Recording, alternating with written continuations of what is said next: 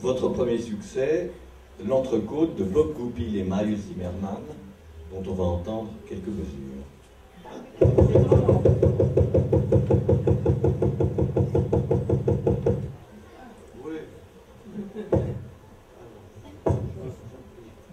Vous allez bénéficier de l'annonce. La belle voix d'André.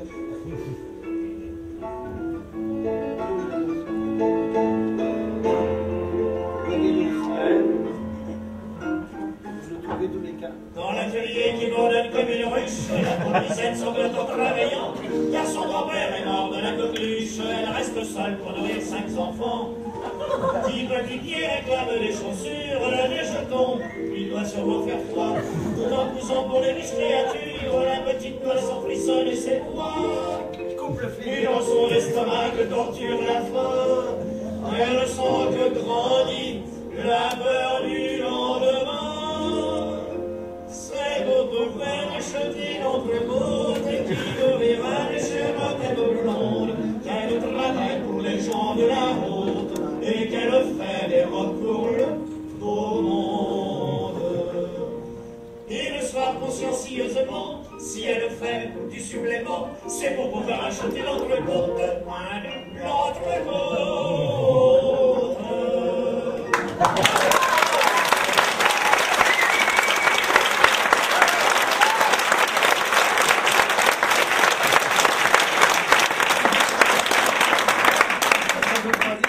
Regarde là. Qu'elle pique à la machine.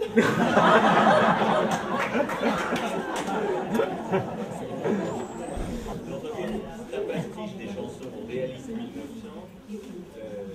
succès immense, et d'emblée vous avez trouvé un style qui n'est qu'à vous. C'est-à-dire que, comme l'écrira André Barsac d'ailleurs, et beaucoup d'autres commentateurs, vous inventez quelque chose qu'on n'avait jusqu'alors jamais vu, que d'ailleurs on n'a virtuellement jamais revu. C'est-à-dire que chaque chanson est un spectacle, mis en scène, chorégraphié, interprété par la voix, par l'art du mime, par l'expression du comédien. Vous mêlez d'un coup, en 3 minutes, la totalité des arts du spectacle.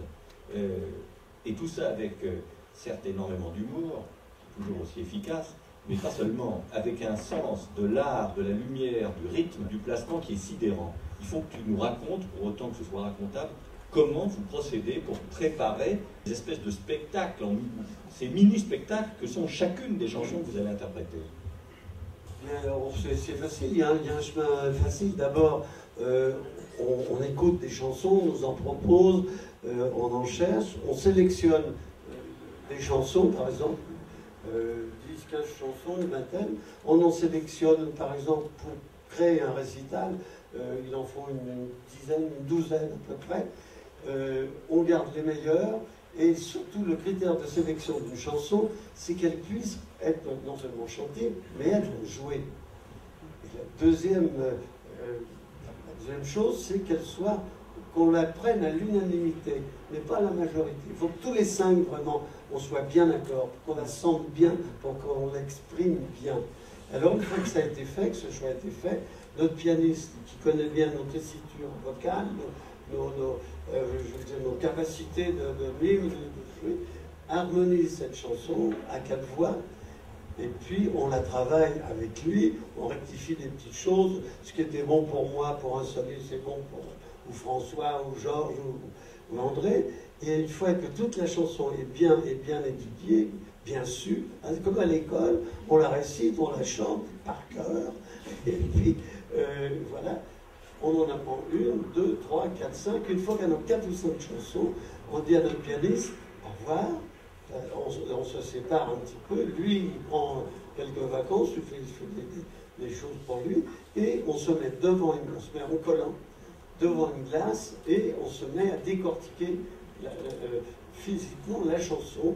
Comment va-t-on interpréter cette chanson? Alors devant la glace, on a l'intérêt de nous voir d'abord, de voir à peu près ce que le public voit, retourner comme ça, mais enfin quand même, on voit ce qu'on fait. Et comme l'intérêt pour nous, c'est d'arriver à faire des choses, en même temps, ce qui est bien dans un groupe, dans un quatuor, même chez les danseurs, les danseuses, c'est d'arriver, ce qui intéresse le public, c'est de faire tous pareil, avec les mêmes gestes comme il faut. Ça donne un intérêt particulier aux chansons. Et alors, on met les chansons pour la classe, on commence à répéter, il y en a un qui dit ça, les trois autres disent non, tu ne vas pas faire ci, tu ne vas pas faire ça. Enfin, ces sujets, je ne cache pas, engueulade récente, et on se boude des fois. Et puis comme il y en a qui fumaient la pub, c'est rare, on se boude, dit non, t'es con, on fait ça, comment tu fais ça, t'es ridicule. Bon, ben, on fait une pipe, puis après, un peu sous aux lèvres, et il fallait reprendre le truc dans la glace. Et à force de répéter, on arrivait à trouver une chorégraphie à cette chanson. On pensait à une autre, etc., etc. Le procédé après, cette chanson, on le montrer au public, par respect, le montrer à nos épouses. On s'est dit, maman, viens voir, on a monté ça. Dites-nous ce que vous en pensez. Parce qu'elle avait peut-être un truc à nous dire. Alors, on leur faisait voir, puis elle disait, ah oui, Dédé, tu traces le plus à gauche. Et puis on disait, ah oui, très bien. Moi je trouve que ça va un peu vite. Alors disait des trucs comme ça.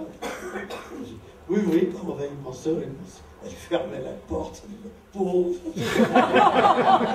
On n'a jamais changé un truc. Les pauvres chéris. Ça a toujours marché comme ça. Voilà, puis alors une fois que cet effet était mis en place, après il y avait l'affrontement avec le public. Et puis, mais c'était long parce qu'avant de roder une chanson, c'était pas facile. Par exemple, je prends un exemple de Rissé Barillet qui est là, on lui a appris une chanson qui s'appelait 300 millions. 300 millions, on était assez prudes, nous. Parfois, on était, je veux dire, mais quand même, on chantait des choses de vrai. On s'est dit, est-ce que ça va plaire, ça va pas déranger. Plus on vieillissait, plus on était prudent. Alors on a fait voir ça à des prêtres, à des curés, on a dit ça. C'est formidable, cette chanson, c'est super, c'est ça, vous devez chanter. Et quand on les avait consultés, on s'est dit, bon, maintenant on y va, on se lance. Et puis on fait une mise en scène, puis après, on s'est foutu à l'eau, comme on dit, une générale. Et voilà. Autre chanson pastiche, le général Castagnetas.